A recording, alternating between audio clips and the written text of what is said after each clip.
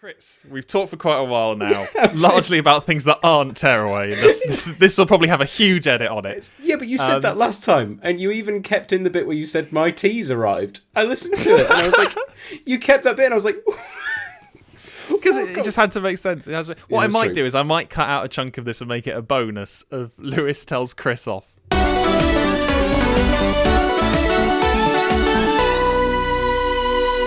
A very quick aside, when I said I was playing Pokemon and I told you about this, and I sensed in the tone of voice of the text messages you sent me that you did not approve of me doing this, but I finished it. Yeah. The third generation, that's what the Game Boy Advance games, I finished them. Here's the thing. If you told me oh, I'm currently, playing through Pokemon, I'm trying to catch all the Pokemon, I'd be like, okay. Yeah. I'm annoyed because you're meant to be playing another game for this podcast, and you don't need to 100% Tearaway for us to have a conversation about it.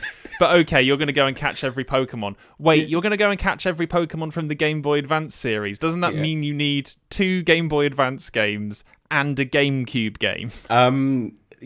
Technically 4 Game Boy Advance games, and I actually used 5. 4? And a game. Yeah. Hang on, so it's Ruby, Sapphire, Pokemon Colosseum... and Fire Red and Leaf Green.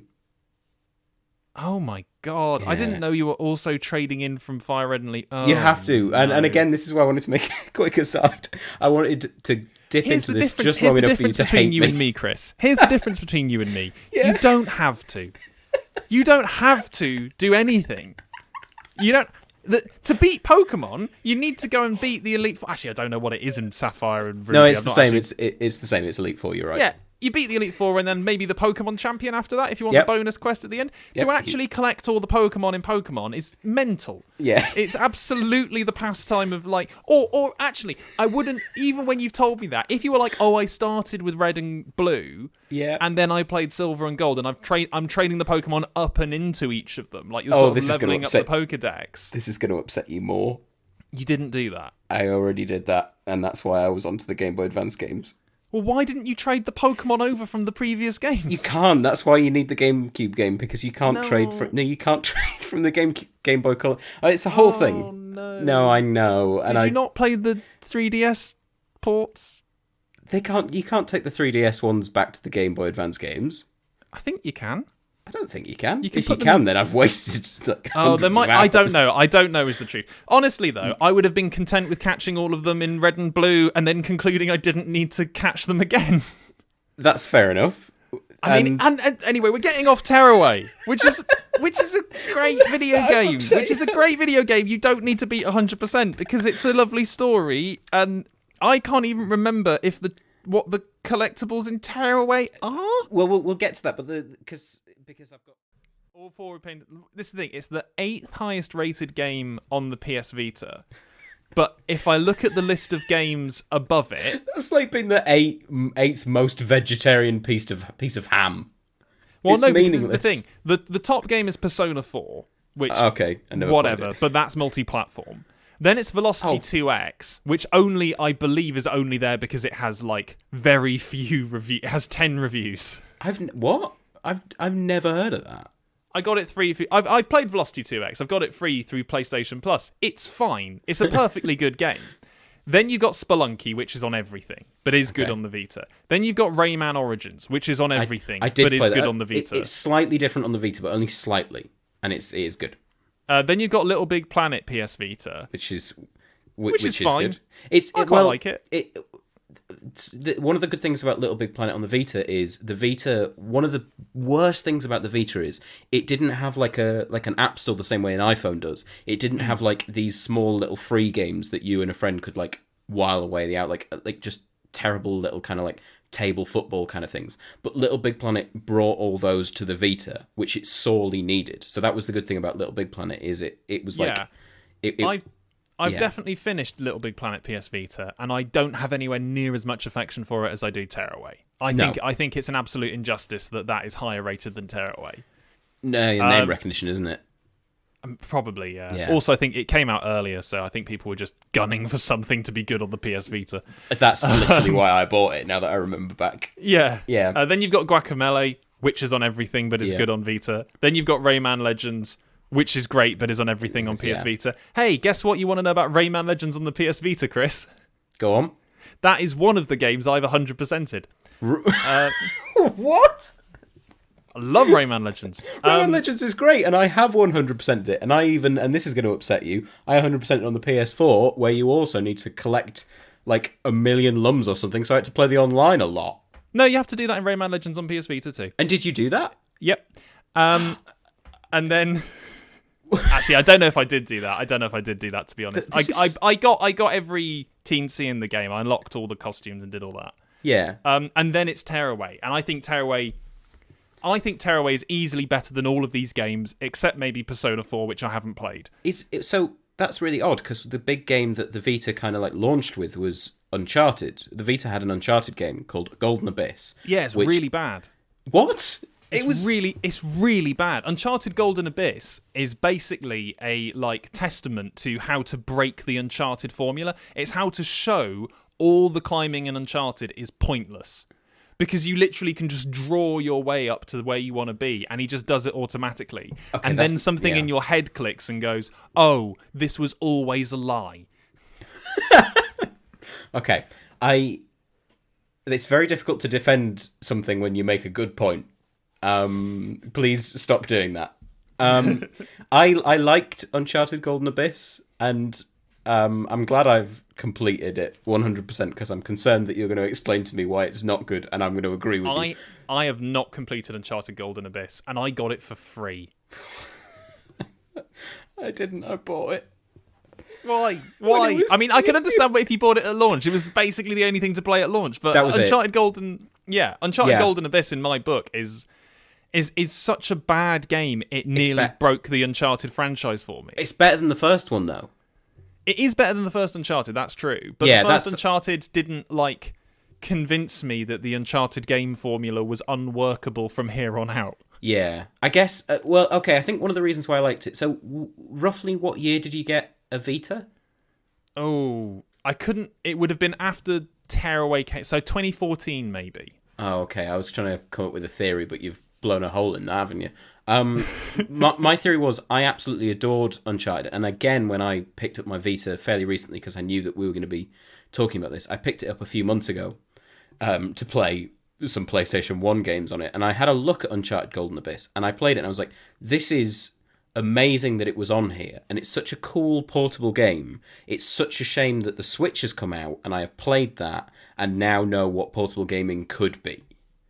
Because, Uncharted would not survive. Uncharted Golden Abyss doesn't survive a port to anything. No, it doesn't work. I mean, it doesn't need to be on the Vita, which is the shameful thing, because its gimmicks are you draw for where Nathan Drake climbs, and occasionally you use the rear touchscreen, but not for good reason. I can't remember why you used the rear touchscreen. I also remember that it had gyroscopic aiming, which is a good feature, but should be in more things. That is good, yeah, because thumbsticks don't do great for precision on a lot of controllers.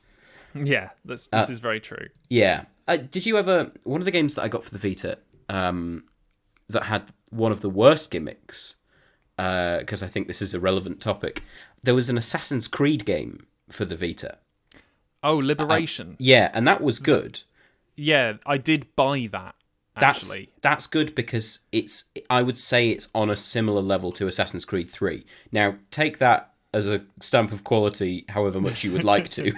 But it very much feels like an Assassin's Creed game, and there's not a lot of gimmicks, except when you get messages in envelopes, you've got to pinch the top of both the front and rear screen. That's not the worst thing. It's when you get messages with invisible ink, and it's like, oh, maybe you should hold this up to a bright light. I don't know what that bastard wanted, because I shoved it into a lamp, and it was like, maybe if you find a bright light. I was like, what do you want from me? Well, look, that reminds me a lot, actually, of Phantom Hourglass, when you had to stamp something. You had to actually close the DS console and reopen it. That's so cool. yeah, it was a clever little thing. We're getting massively off track. We are, yeah. But the point is about this is that Tearaway's use of the Vita's features are incredible. And I suppose we should get into this. it felt to me like, because we've talked about my tendency to complete games 100%, and the great thing about this is it seems like the depths of my psychosis about this is like a kind of onion of revelation to you, because I made it quite clear early on that I'm a real dickhead when it comes to playing games, in that I got a platinum trophy when I was like 13 and said out loud to myself, this is going to be a problem, and and it has been. And every time I sort of like reveal something that I've done in games, it's like it baffles you all over again, which is quite nice. It's like reopening an old wound. It's wonderful. I am impressed. I am impressed. You have like, I can't imagine anything more tedious than trying to catch all the Pokemon in Pokemon. Because that is a random number generator game. You are pulling a slot machine every time you play Pokemon if you're trying to beat it 100% that way. Yeah. Pokemon is large. I know the tag on the game is catch them all. Gotta catch them all. Don't catch them all. The joy of Pokemon, to my mind, is the fact that like some things are rare and sometimes you get lucky and sometimes you catch an unusual thing that you shouldn't catch. And you do feel a bond with the ones that you get. And I do acknowledge that if your team's kind of going to be different from everyone else's team. I mean, primarily, you can only use 6 of the little rats at the same time. Like, there's no point having 400 of them in a computer because you're using 6 of them. Just get the 6 good ones. I acknowledge that, and I acknowledge that especially because I feel a real connection to the ones that I used to get through, like the Elite Four, and on other games where I didn't need every Pokemon, so I picked a team that I liked. I felt such a connection with that team. But when I needed to train up my Meditite to turn it into Medicham, I never used that bastard. I evolved him and put him straight back. I felt nothing for him. But also, I bet the process of doing that was boring. I bet it was so boring. It wasn't a laugh. No, because Pokemon is turn-based combat, which is the opposite of a video game. Can I say something which is going to be hopefully the last thing we say about Pokemon, which might upset you more than anything? Do you know what I did as soon as I finished the 3rd generation of Pokemon and caught them all on 2 different cartridges? Did you sigh heavily? No, I started the 4th generation. Why? I got all the games, I'm going to do it again. I got Pokemon Sword for the Switch. I beat the main campaign and I traded it in that week. I was done with it so quickly. I was like, I've given Pokemon another go, and here's my conclusion. Still no. Like, oh god, I knew that. But look, we're talking about Tearaway, and look, they're not Pokemon. You're not trying to catch a platform. Okay, all right, okay. Oh no, are you going to try and make all of your Pokemon shiny after this? No, I'm not. Okay, I'm mad. I'm not that mad. That's insane. I got in the entire you beat time. Crash 4 100%. I don't know what to think of what you think is or isn't insane. That's fair enough. No, I in the entire time it took me to get all the Pokemon on 2 cartridges, I found 2 shinies, and I was very excited to find both of them, and I would not go seeking them out. That's maddening. I mean, the fact you found 2, like, organically is a huge testament to the amount of hours you put into that game. Yeah, it is. Why are we talking about shinies and Pokemon? That was Tearaway. You're the one that was brought me. That was me. That was me. Yeah. You pointed. Okay. You said the platforms are randomly number generated, and I was like, "That's obviously not true." You know what? Do you know what, Chris? I think your partner. If you said, "Oh, I'm yelling into a cave to hear an echo in this game," I think they go, "Oh, that's cool. It's cool that that's in a game." They come over and say, "What are you doing?" And you said, "Oh, well, I have to evolve this Pokemon 3 more times, and then I'll get all the Pokedex entries for it, and then I can put it into a computer and I can go and catch some form of bug." They'd be like, "Oh, the video games are rotting his soul again." Do you know what I can't believe we're going back to Pokemon, but you know what I used to do when I played... I didn't do this with the 3rd generation because she explicitly told me not to, and I would get in trouble every time I did this. But I used to read her the Pokedex entries, and I cannot express to you how much she doesn't care about Pokemon.